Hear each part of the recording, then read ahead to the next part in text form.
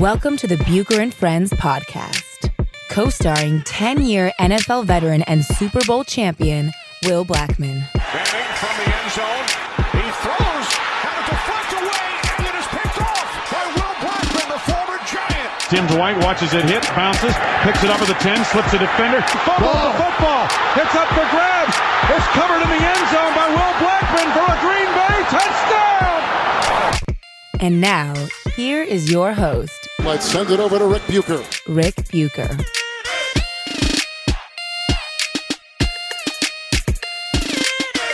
Oh, yes. Welcome to another episode of Bucher and Blackman, subsidiary of Bucher and Friends, part of the United WeCast Network. I'm Ric Bucher. You can find my work at Bleacher Report. You can find me on Twitter. And once we get past this Super Bowl, I believe you're going to be seeing me on FS1. And he is Will Blackman. You can see him on NFL Network, and you can find him on Twitter at Will Blackman. Super Bowl champ. And this is Super Bowl week, so a lot to get into when it comes to that. But Will is playing hurt today. He's a little bit under the weather, and he's trying to, one of his remedies apparently is to consume Texas salsa, but a special blend of Texas salsa. Am I describing this correctly? Yeah, I guess so. It's not like salsa, like really. That's the word you used. I'm saying, let me salsa. finish. I was saying, but people think salsa, they think like, real, I guess like soupy and saucy, I guess, if you will. But it's not like that. It's more almost like deconstructed. You have more of the ingredients. Like I said, you have like black beans, chickpeas, jalapeno, yellow bell pepper, red bell pepper, orange bell pepper, salt, sugar, cumin, oregano, olive oil, red wine vinegar, red onion. Well, see, when I think of salsa, I think of tomato. Somewhere there's a tomato. There are sliced grape tomatoes in there. Okay. All right. Whether it's saucy or whether it's pico de gallo, I just expect that there's going to be a tomato element. But in your bachelor days, or even now when you want to impress Shauna, what is your go-to in the kitchen? Well, I never really cooked for anyone else but Shauna, so I don't really have a go-to. It's kind of like whatever I'm inspired by. If I asked Shauna, what's the best dish that Will makes, what would she say? She's gonna say whatever he makes because he's a good cook. You can sigh all you want. Listen, I was at the market today. Yeah, and Shauna went with the kids and her dad they went to the beach today and rode bikes. And I went to the market because I wanted to get a couple of things. I was going to make these salmon burgers, and I was like, you know what? Let me try to make something for her. And sure enough, she texted me if I want an In-N-Out burger, and I said no, I didn't want one. So that made me think.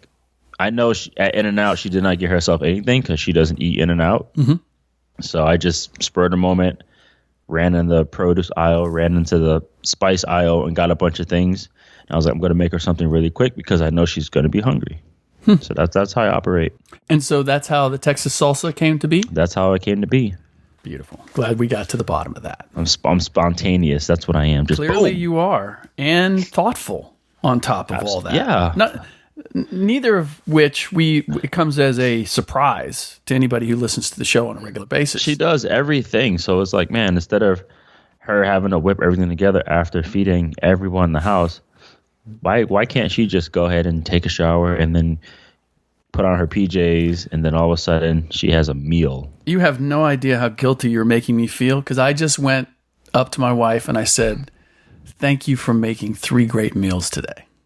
Because she did. You thanked her, though. Yes, but I was good at doing that. But they were gone, and I was home. Yeah. So I was like, well, if I'm home, let me be useful.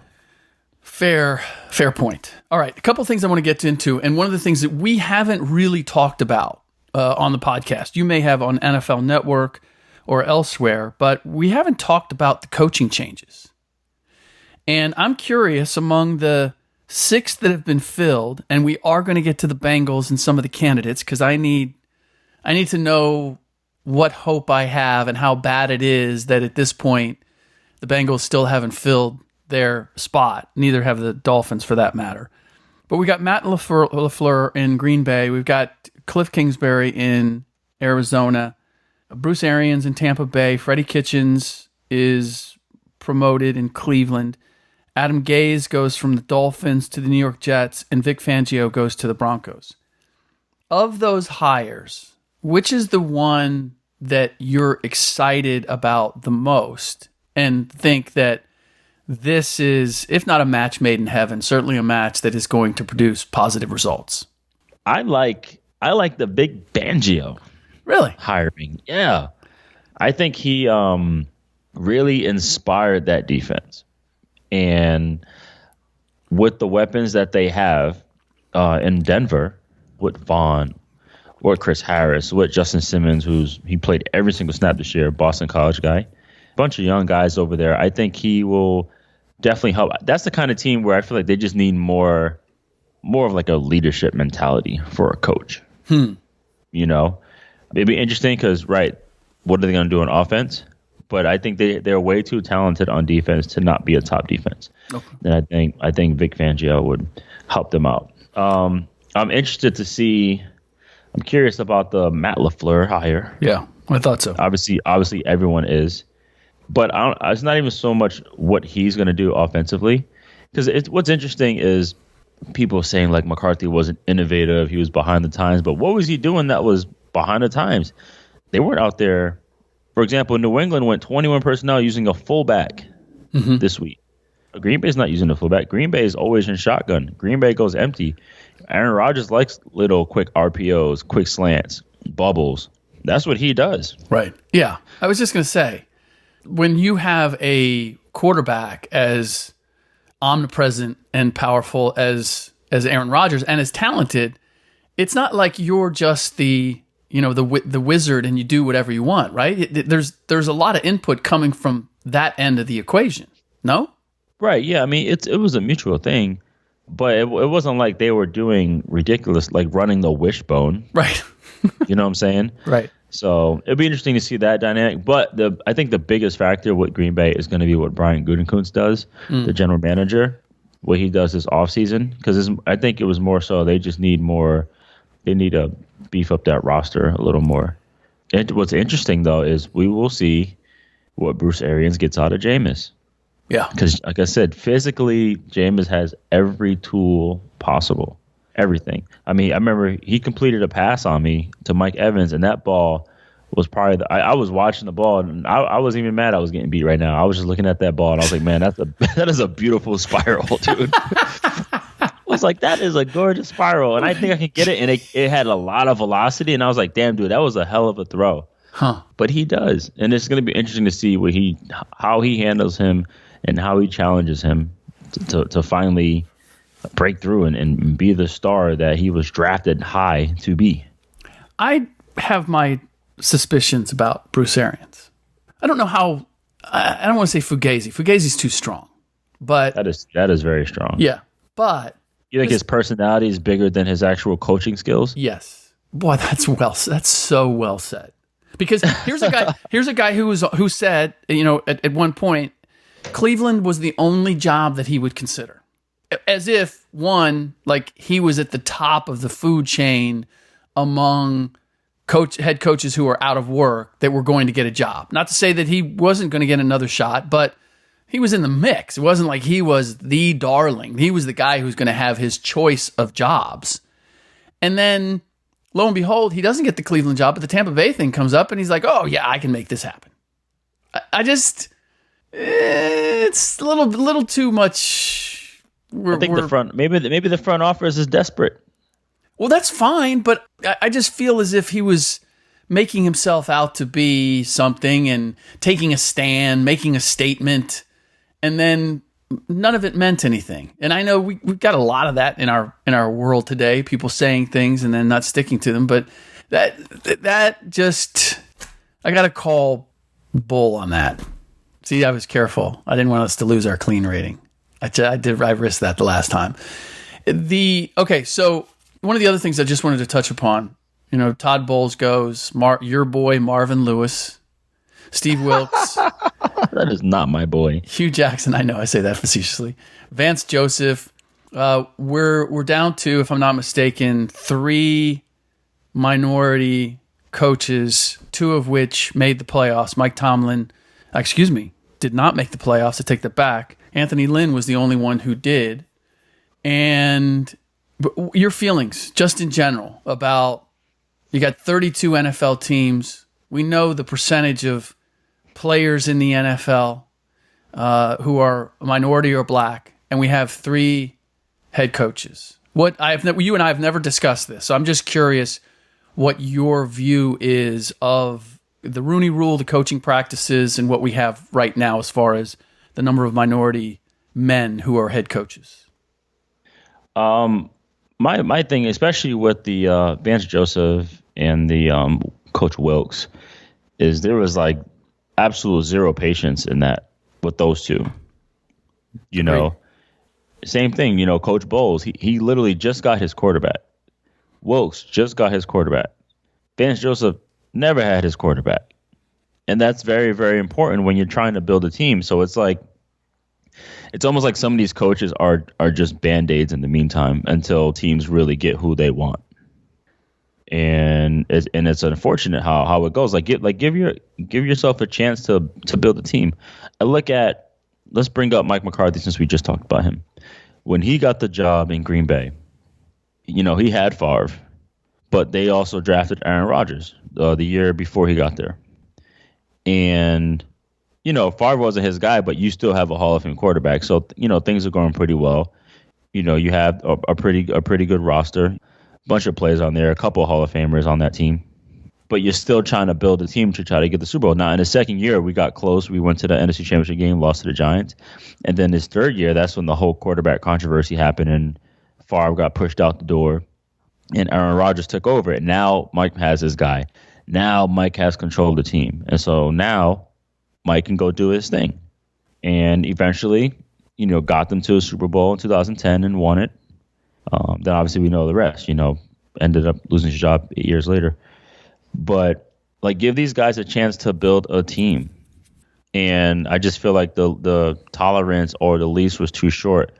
Almost like, hey, you know, let's get the hottest coach right now. Right. Who, in terms of what they can do, what they have done. Right. Especially and I don't know anything about Kingsbury, but or enough to pass judgment, I'll put it that way. But Wilkes, I mean, what did you expect? With the combination of the youth of that team and the injuries that they sustained, and it's his first year, I look at that one in particular, and I think that's really just not, you didn't give the guy a legitimate shot. That one is mind blowing right there, especially when you look at the bigger picture. You know, I don't know what he did family wise. Like, did they all move from Carolina to Arizona? Yeah, I don't know, but I would assume so. Right, and then stay there for 12 months, and then all of a sudden you're gone when you get your guy. Yeah, when you get your quarterback. So that makes me think that they had somebody. Here's the thing too. Is like all these owners and GMs, they're all businessmen. So it's not like, okay, the season's over, now let's go look for a head coach. They're evaluating, looking at every part of their organization and company the entire year. Right. So this makes me think that they already had something in mind, something in play. Not necessarily Cliff Kingsbury, but they had somebody in mind this entire time. Yeah. And just saying, like, let's see what he can do. If for some reason they do have a winning record and they do, then you know what? He bought himself more time. But if we keep struggling, this ain't the answer, you know? Yeah, agreed. The other part is, you know, you said they have somebody who's a placeholder. But the reality is, unless you're hiring a placeholder who you know is going to be implementing basically the same system that the next guy the guy that you really want is coming in with, then you're starting from scratch. And from the guys that I've talked to in the NFL, it takes at least 2 years to fully implement a particular coach's system, methodology, everything. It's 2 years, and then you get to see just how effective what it is that they want the team to do is. And so that's where when teams are like constantly, turning over their head coaches, I'm like, you're going back to ground zero every single time. It's not like, the rare exception is Jim Harbaugh coming in where the talent was there and you can just springboard from there. That's not in general the case with the teams that are just turning over coaches left and right. And I really don't for a business standpoint, Gruden did it in Tampa I don't too. understand that. Gruden did it in Tampa too when Dungy left. Mm-hmm. Yeah, where he was handed a team and he was able to guide it. Although, that was set up. And in both cases, like it was set up for them just to take that team to the next, in the case of Gruden, to, finish the deal that Dungy had set up. Harbaugh, I think, had more impact in terms of of elevating the way they play. Right.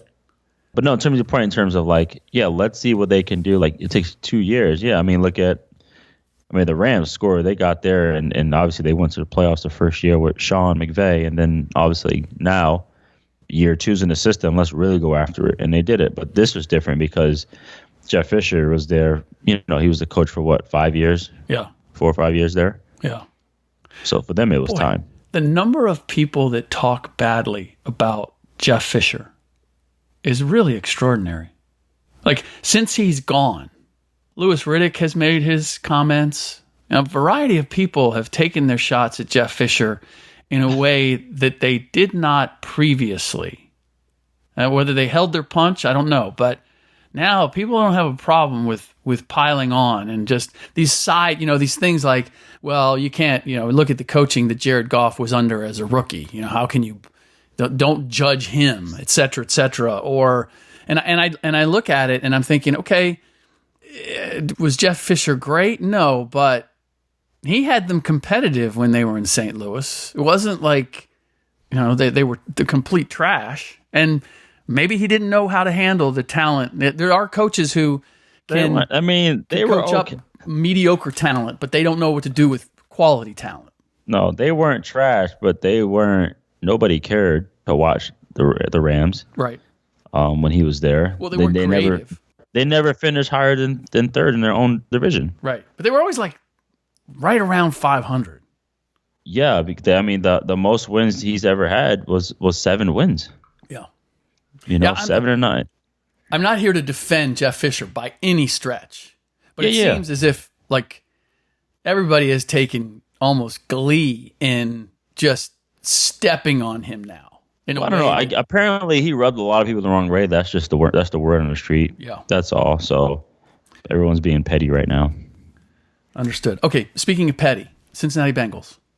They haven't hired anybody yet. It says Zach Taylor, right? Isn't it the OC from the Rams? They right? haven't officially. That's what they like, though. No. Well, who do they like? That's such a loaded question with the Bengals. Like, my first thought is when you go, who do they like? And I'm like, well, how much do they cost?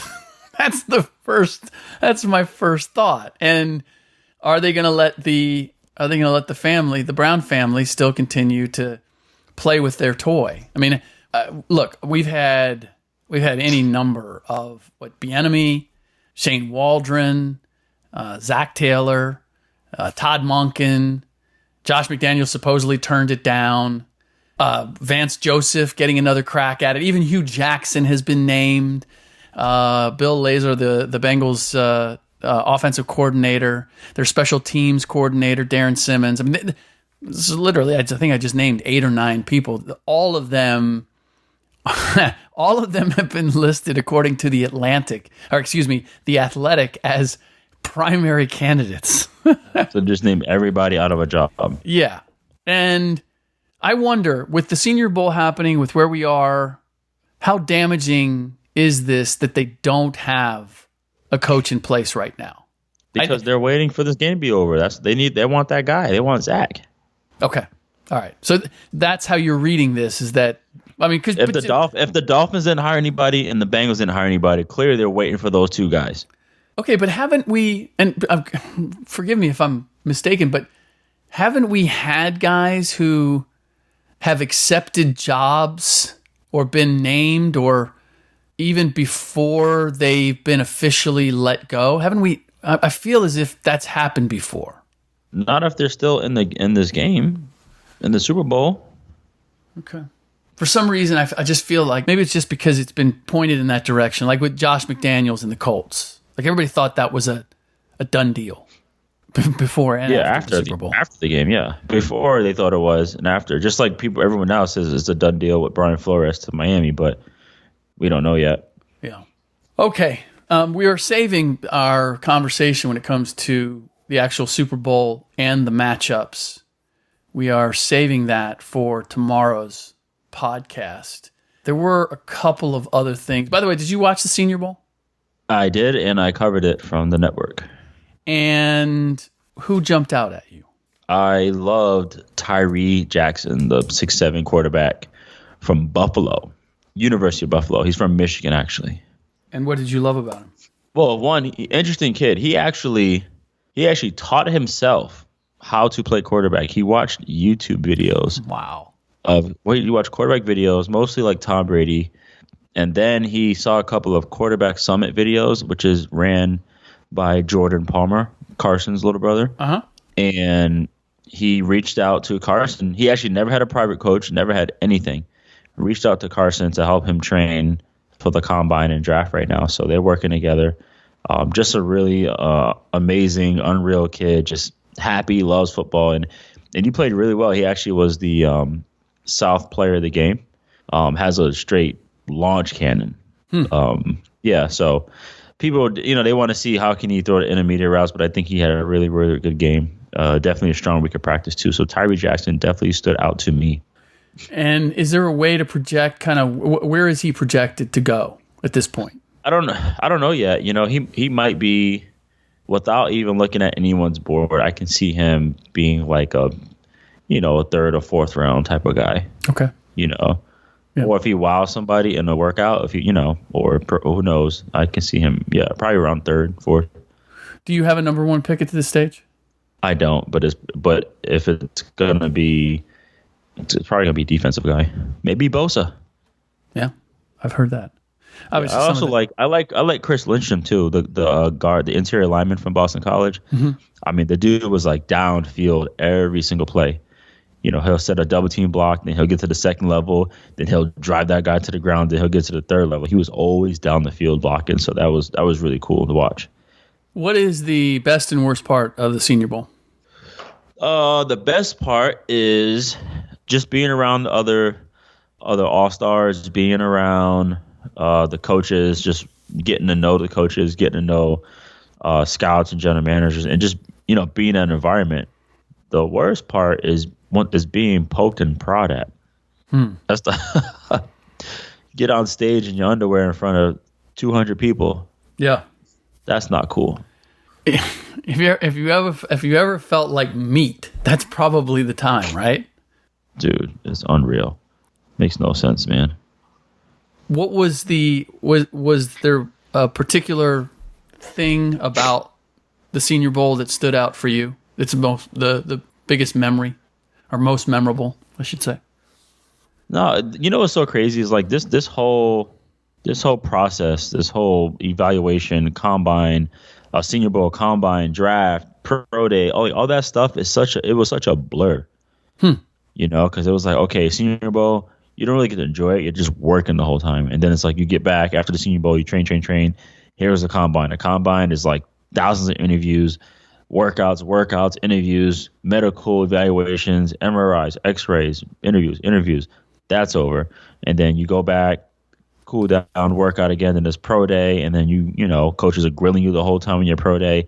And then finally you get to just chill and just relax till the draft. So those things happen so fast. Yeah.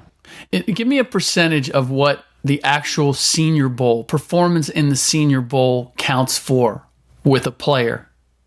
I think more so, I think it was the week of practice, because this is an actual chance for coaches to see you in person live, live action. They watch tons of film on you.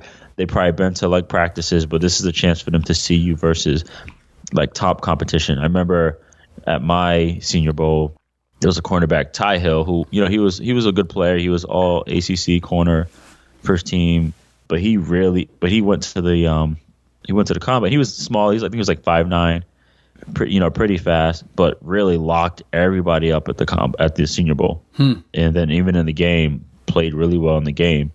And then his stock rose, and then he went to the combine and he ran, 4.30. So that just like locked him in.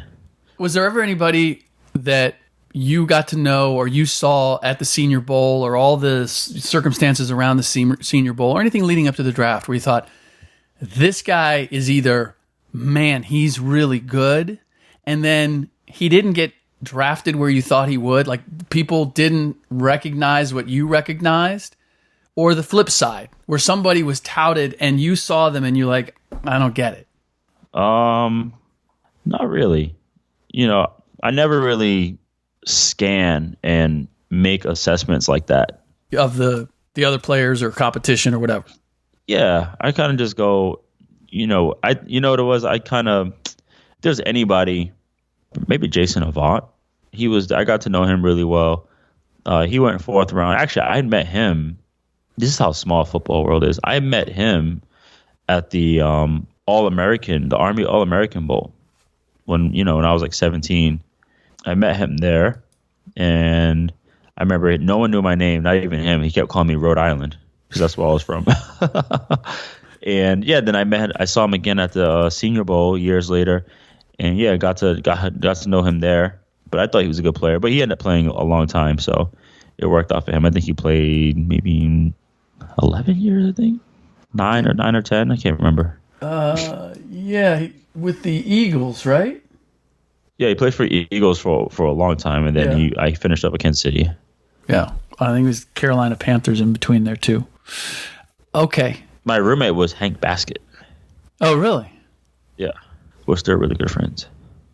This is the curious thing for me with the Senior Bowl, and maybe because the game itself doesn't mean as much in the big picture of all the things that ways in which you're evaluated. But I always found it strange in a game like that where everybody's kind of trying to show out, and yet you're playing a team game and you're trying to win. And I know that there are, a lot of things, especially when it comes to football, where there are individual battles. It's not quite like baseball, but it's more so like that than basketball. But nonetheless, it always seemed weird to me that here everybody's trying to show what they can do, and that's not always conducive to playing good football. And how mentally, if you're in that game or in that position, how you get around that to doing basically the right thing, even if it's for the good of the team as opposed to showing what you can do.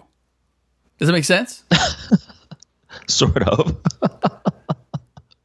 I mean, essentially, as I see it, what you're doing is that you're trusting that the people watching, that the scouts are going to recognize that you're doing the right thing, as opposed to the big play or trying to show out. That you're trying to do what's asked of you in any given situation, rather than I feel like that's the consensus. I feel like most guys go there and do the right thing, like yes sir, no sir, yes coach, just doing everything the right way. And all these guys are like trained at this point right now. Like they're teaching guys how to interview, how to talk and conduct themselves. So sure, they're going there doing the right things. However, you have the exception to the rule. Someone like Baker Mayfield. He wanted to go to Senior Bowl just to show everybody what's up. Right. Right. He wanted to show off and show out. Right. So you have that crew, but that's a rare case. Okay. But yeah, like I said, for the most majority, yeah, it's a different ball game. Okay, so the other big event this weekend, you might have missed it. I'm guessing you didn't watch. Well, you may have. The Pro Bowl. I saw a snippet. Okay. And then I watched Amazon Prime. It's hard for me to watch the Pro Bowl because I'm bitter, man. So I never made a Pro Bowl, right? Mm-hmm. That's not the main thing. And it's not because I never made one. It's why I never made one. And for me, it was 2008, and I was having a hell of a year returning punts and kicks. And at think my average was something about like 13 at one point, and I had 2 touchdowns. There was like me, Reggie Bush, and there was this return to Clifton Smith from Tampa Bay. And we all were just taking them back to the crib, having big returns.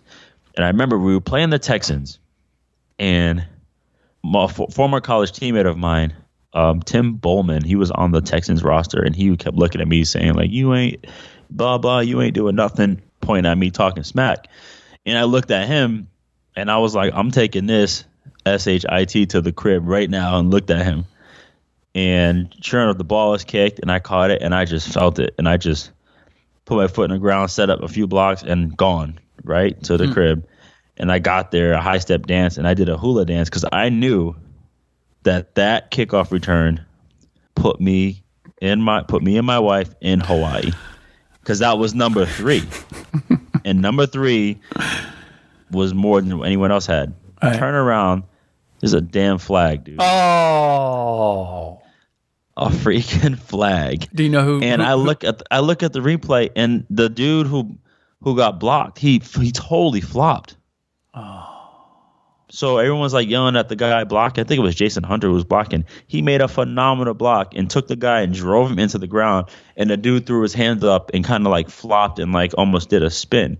So it looked like a hold. It didn't even look like a hold, but that's the ref called it back. The guy who ended up going was Clifton Smith. He went with 2 returns. Oh. And that 3rd return was at the end of the season too. Oh, wow. That's a tough story. That is a tough story. It is tough.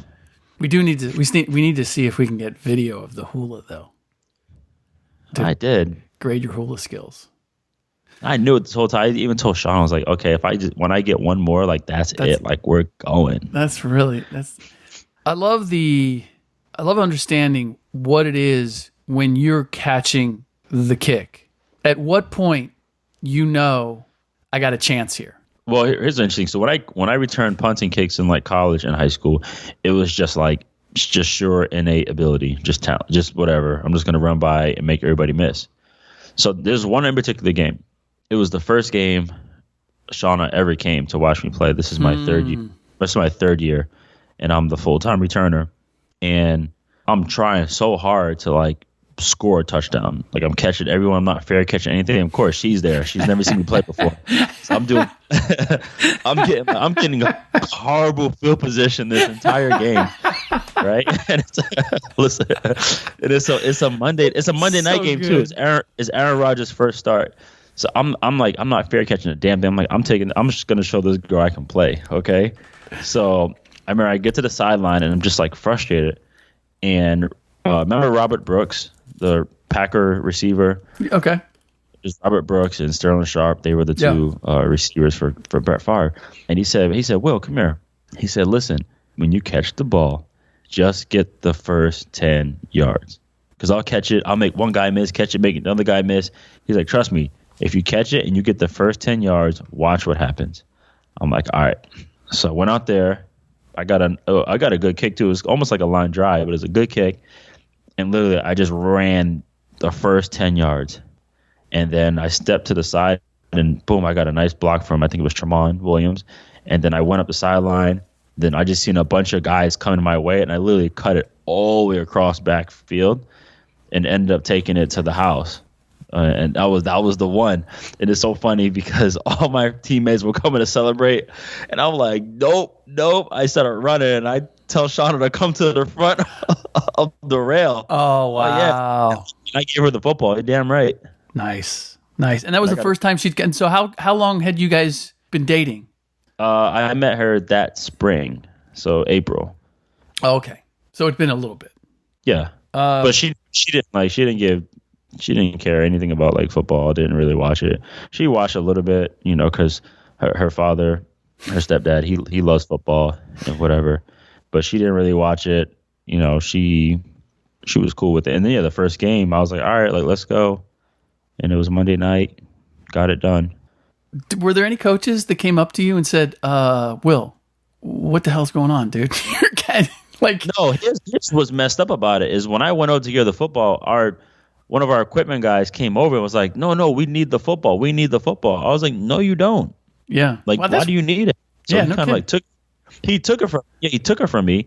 And I remember Charles Woodson was like pissed off. I was like, dude, where's your football? And I was like, the dude took it. He was like, that's your ball. Like, you get the ball. I'm kidding. And so, yeah, afterwards, towards the end of the game, he gave it back to me, and I ended up giving it to her. Okay, that does it for. We're going to leave on a happy note. Will giving his future wife the football from his return. Had to fight for it. Had to fight. She was my fiance by then already. Oh, that's right. Because this was whirlwind. This was instantaneous, practically. This was the 4-week proposal. Yeah, I did the same thing. It wasn't 4 weeks, but we fast tracked it. We fast tracked everything. We can talk about the details of that some other time. In any event, that's it for today's episode of Bucher and Blackman. Don't forget you can follow Will on Twitter at Will Blackman and me at Ric Bucher. You can follow the show on Twitter and Instagram at Bucher Friends. And please go to bucherandfriends.com. We have a website now, and we have a survey there. And we are we're going to give away a $50 gift certificate to Amazon for one lucky winner among those who fill out the survey. It just takes a couple minutes to fill it out.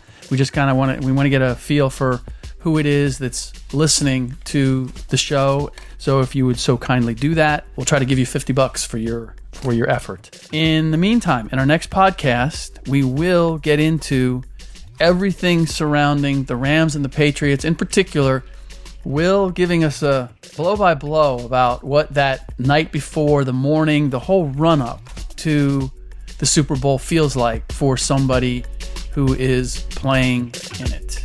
All that and more in the next podcast. In the meantime, thanks for listening.